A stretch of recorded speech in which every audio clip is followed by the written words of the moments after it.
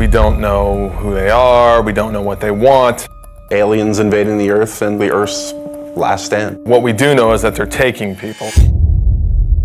It's basically not a remake, but a reimagining of the original XCOM game. Well, core principles from the original that we wanted to build on was basically everything. XCOM is about Earth being threatened by an unknown enemy. The world bonds together and they form an elite military organization, the most elite in the history of the world, and that's where the player comes in. They are the commander of this organization. I think we were all fans of the original, you know, working for Firaxis, we're all fans of squad-based, turn-based strategy, so I've played just about every turn-based strategy game out there.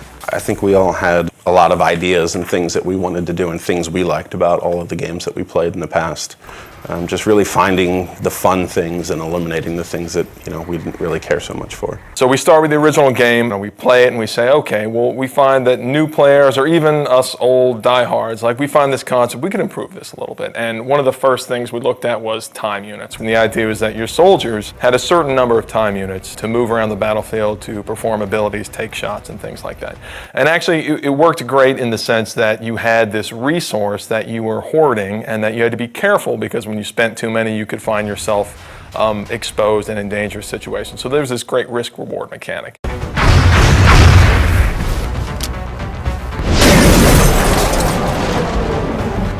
We said, okay, how can we simplify that and sort of free up all that headspace that takes up in the player's head? We sort of turned the time units into a simplified version where the player has a number of moves that they can perform per turn, and they can choose to move, they can choose to move and shoot, they can choose to move really far, and then based on different abilities their soldiers have, maybe they can use those abilities to do different things. But it still has that great risk-reward mechanic. Look, I need to run really far this time, but when you do that, you're always taking the cost that you're not going to be able to shoot, and then you're going to find yourself in a difficult tactical position.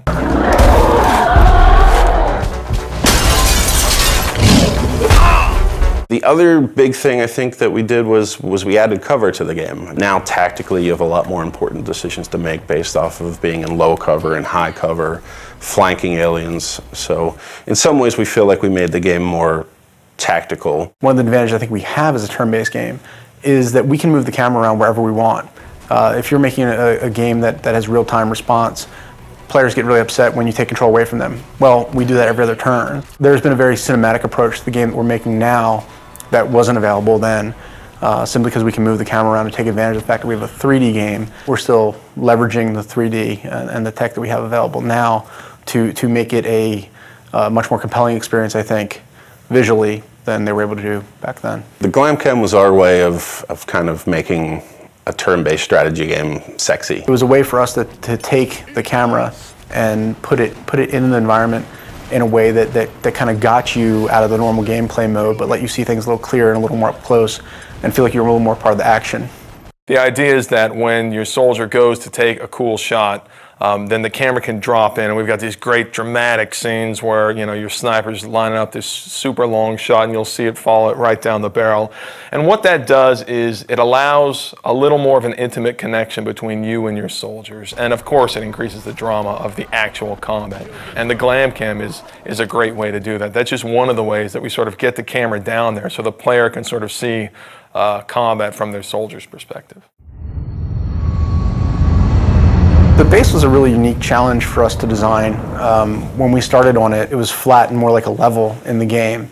And we really wanted to have base building, but we ran into some really difficult challenges on it being flat and working more like a level. And at a certain point, a couple of my guys had come in and they said, you know what, we keep talking about this as an ant farm. Why don't we make it like an ant farm? It is very much, you know, the G.I. Joe base that the kid down the street had that you didn't have, that you got to play with every once in a while if you went to his house. So when we made it, that was one of the things I think really stands out. I think it's a really unique feature to the game. It allows us a lot of flexibility for optimization and for the player to be able to build and expand. And it's a really different, I haven't seen represented that way really ever. And on top of that, they're actually expanding the structure, customizing the facilities that they're adding to their base. We want them to be able to see their soldiers interacting and their scientists, and so I think it's this really neat moment where you get into the game and you have this physical structure that you've customized and you've made the decisions about what you want to focus on, and then you can see your soldiers that you've leveled up and you've grown attached to, you can see them interacting, and it's something that I think we're really proud of. We're really excited for people to see.